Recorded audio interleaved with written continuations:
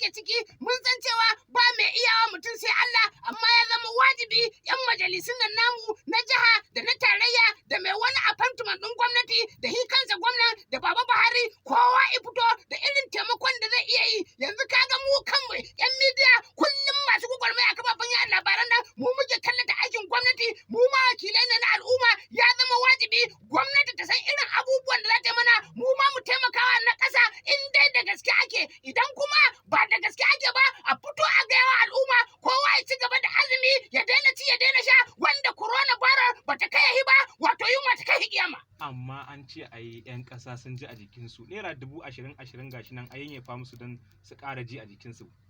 Waye yake magana 20,000? Ni fa na zo na gaya ma, idan ka ɗauki naira 20,000 ka baiwa wani mutum dan ka ce ka taimake shi, ka ƙarawa sam an ka bai mutum ɗaya 20,000 to ka ƙarawa mutum 100 bala'i ba dan komai ba. Kaga an ka bai kuɗin kasuwa zai tafi, kuma 'yan kasuwan nan kullum ƙara kaya suke yi. Kuma ina gaya maka ma, wayannan 20,000 fa ba tallafi aka bada ba, wayanda ake basu 5,500 din nan su ne aka ce wata 3 ba a basu ba, yanzu a haɗa ya zama wata 4 a basu 20,000. Yanzu ka 'yan ka ɗauki wannan rediyon taka ka yi ga cikin al'umma, ya za a ka samu ko mutum 5 wallahi a yau in ka shiga cikin al'umma a cikin garin Kanan nan ka samu mutum 10 ni zan baka 5,000. APC ne, ba a ce neman kwayewa jam'iyyar taka zani a kasuwa kake neman yi ba? Magana muke ta al'umma, yanzu ba magana muke ta jam'iyyar APC ko jam'iyyar PDP ko wata jam'iyya wacce ba a san sunanta ba ma.